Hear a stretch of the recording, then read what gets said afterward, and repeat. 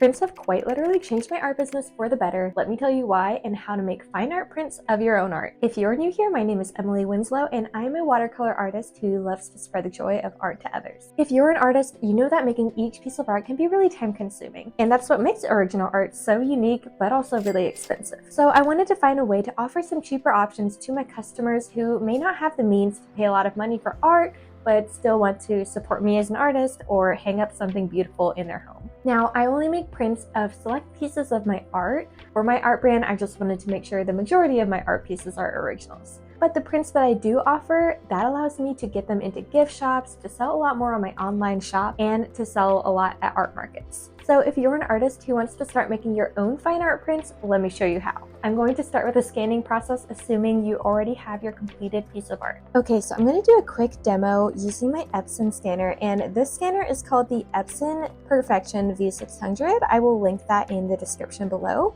So I'm just going to do a quick overview on how to make prints for my new flower watercolors that I made. So when you get your scanner, it comes with this program called Silverfast 8, and it has all the directions in there on how to use it. It's super simple.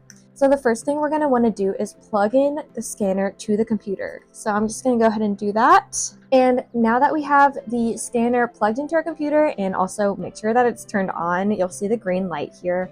Sometimes I forget to turn the scanner on and I'll be like, why is it not working? But you're gonna wanna make sure that you see the Epson Perfection V600 here in the image source. So then we're gonna go ahead and click start, and that will load up our program. So what I'm gonna do is take my first print, and then I'm gonna open up the scanner. And once the scanner is open, I'm going to place my art face down and close that. And then the first thing I'm going to click is a pre-scan. And here is what our art is going to look like. I'm gonna go ahead and take this red box and make sure it just has all of our art in it. And then from here, we're just gonna go ahead and hit scan. And sometimes this can take a few minutes for it to fully complete the process. But once the scan is finished, what I usually do is go make some quick touch-ups in Lightroom. So I'm gonna show you what to do next. This part is totally optional. You do not have to make any editing touch-ups if you're happy with how your scans look. But I just like to make a few quick touch-ups, such as maybe raising the exposure a little bit, adding a little bit to the saturation. Sometimes I find that the scanner just drains the watercolor a little bit of its color. So I'll just make any minor touch-ups here that I think might be necessary. But again, this part is totally optional. Here you can see the side-by-side of the original and then the little touch-ups I've made here. So I think it just looks a little bit better, and I find that it just turns out better once I have them actually printed. Now what I'm using is called a Lightroom, and there is a free version. I am using the Lightroom Classic, which I do pay for monthly. But like I said, you can also just use the free version, or you can find another editing software. The other thing I like to do after making touch-ups is actually crop out the white border. And I'll show you why I do this once we log into Giggly Today to make our print order, but this one's an important step for me. And once we're happy with our edits, we can go ahead and export our files. I usually put them in a subfolder on my desktop so I can immediately find them when I log into Giggly Today to order my prints. So when we're happy with our scans, let's go ahead and log into Giggly Today, and we're just going to go upload the files that we want to order. So I'm going to pull over my 3 watercolors here and add those to my account. And then you can just choose whichever one you want to order.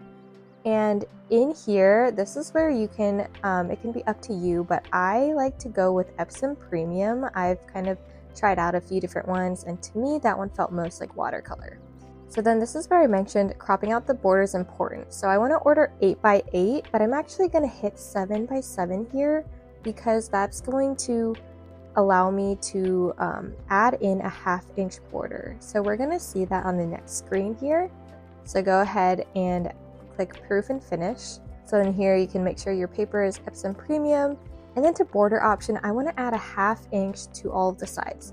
And so that means this will be an 8x8, even though we said 7x7 on the previous slide. For the quantity, you're going to see that as you add more, the price goes down a little bit. So I usually order maybe 25 to 30 prints, and we're gonna go ahead and just go with that for now. And then once you're ready to order, you can just go ahead and proceed or add more to your cart. But that's really it for this part, so super easy.